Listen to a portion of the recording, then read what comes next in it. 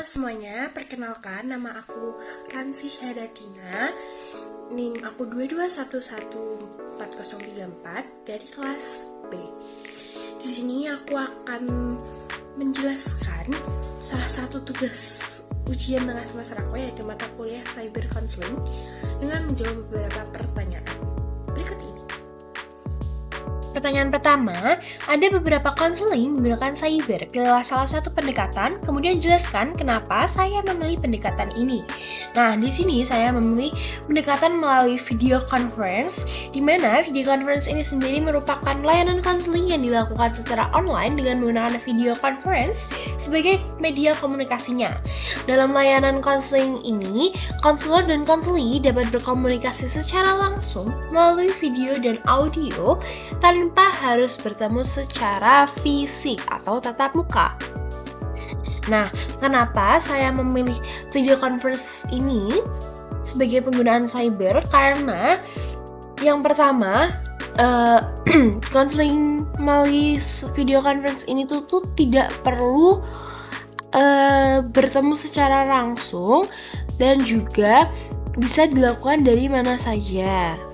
Peningkatan akses bagi klien di daerah terpencil dan pengurangan hambatan fisik yang mungkin menghalangi seseorang untuk mendapatkan layanan konseling tradisional. Nah, ini sebenarnya salah satu kekurangannya yang bakal nanti aku jelasin di selanjutnya. Nah, selanjutnya itu pertanyaan kedua, jelaskan bagaimana tahapan, kelebihan, serta kekurangan dari pendekatan ini dalam membantu individu untuk bisa berkembang secara utuh. Nah, dari pendekatan video conference yang saya pilih tadi, itu tahapannya pertama yaitu tahapan awal persiapan, di mana konselor harus memilih platform yang digunakan. Apakah akan menggunakan Zoom, apakah menggunakan Google Meet, atau platform-platform sejenisnya. Lalu yang kedua yaitu pengaturan teknis. Di sini konselor harus memastikan perangkatnya, komputer, laptop, smartphone atau perangkat lainnya itu dalam kondisi baik dan koneksi internetnya stabil, serta kamera serta mikrofonnya juga berfungsi dengan optimal. Lalu yang ketiga, pembuatan ruang virtual. Konselor harus membuat ruang virtual khusus untuk sesi konseling dengan pengaturan privasi yang ketat. Yang keempat, penyiapan materi. Konselor menyiapkan materi yang diperlukan untuk konseling nantinya, seperti panduan sesi, lembar kerja, atau tes psikologis jika diperlukan. Lalu yang kelima yaitu pemberitahuan ke konseli. Konselor harus menginformasikan kepada konseli tentang waktu, link pertemuan, dan hal-hal teknis yang harus diperhatikan.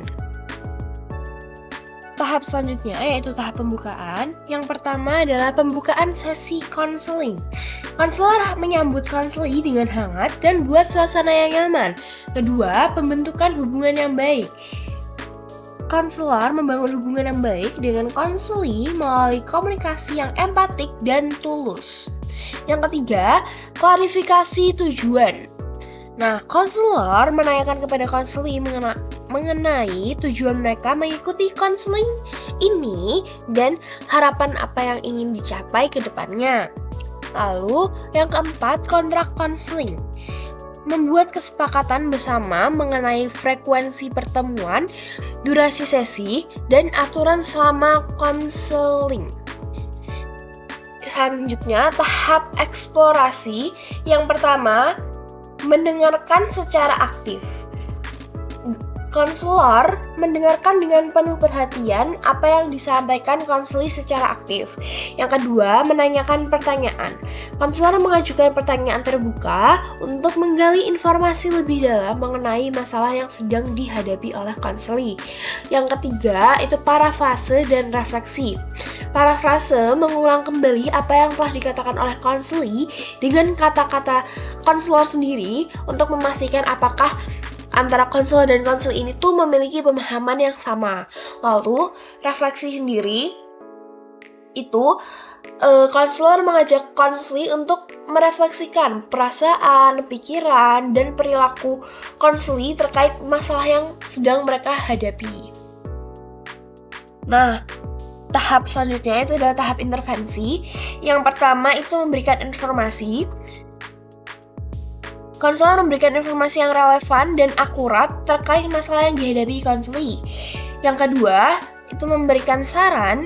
Konselor memberikan saran atau alternatif solusi yang dapat membantu konseli mengatasi masalahnya.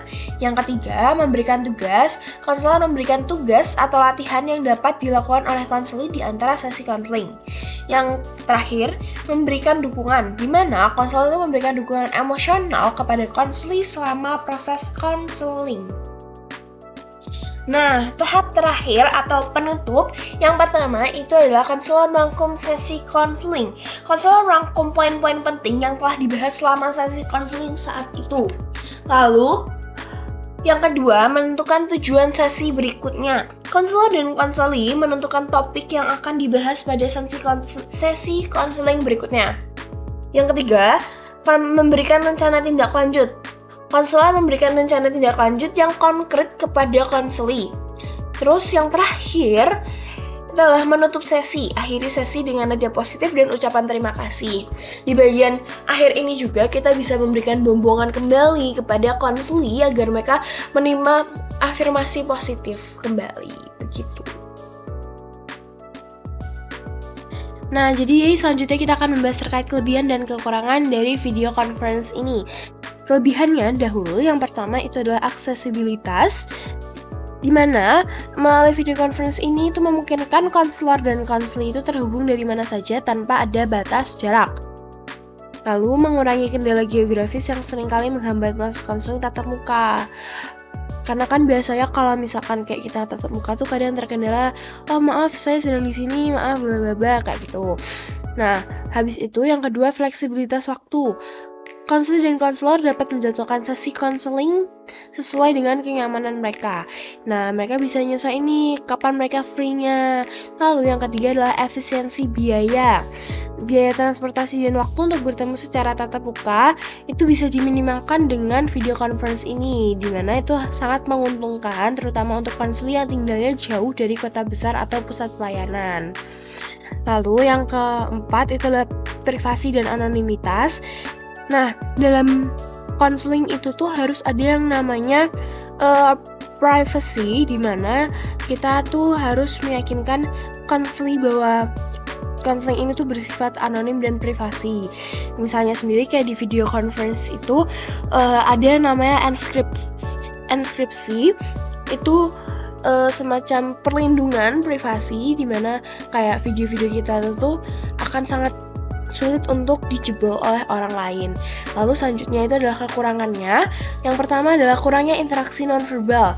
Nah, meskipun video itu memungkinkan beberapa interaksi visual, tapi untuk interaksi secara nonverbalnya ini sendiri itu sangat minim karena kita tidak bisa melihat bahasa tubuh mereka. Lalu masalah teknologi. Koneksi internet yang lambat atau gangguan teknis dapat mengganggu proses konseling ini, di mana bisa saja menyebabkan frustasi dan mempengaruhi kualitas komunikasi antara konselor dan konseli. Yang terakhir itu adalah kurangnya kedalaman emosional. Beberapa konselor itu merasa bahwa sesi video tidak seintens konseling tatap muka karena jarak fisik yang dapat mengurangi keterhubungan emosional antara konseli dan klien. Selanjutnya adalah refleksi terkait diri saya sendiri di mata kelas cyber counseling ini. Setelah melalui beberapa kali pertemuan kelas cyber counseling, saya banyak belajar terkait media yang dapat digunakan dalam cyber counseling ini. Saya juga jadi mengetahui hubungan terapeutik yang berbeda dengan konseling tatap muka dan konseling cyber. Meskipun begitu, saya juga belajar bahwa empati dan keaslian dalam komunikasi virtual sangat penting untuk membangun kepercayaan dengan konseli.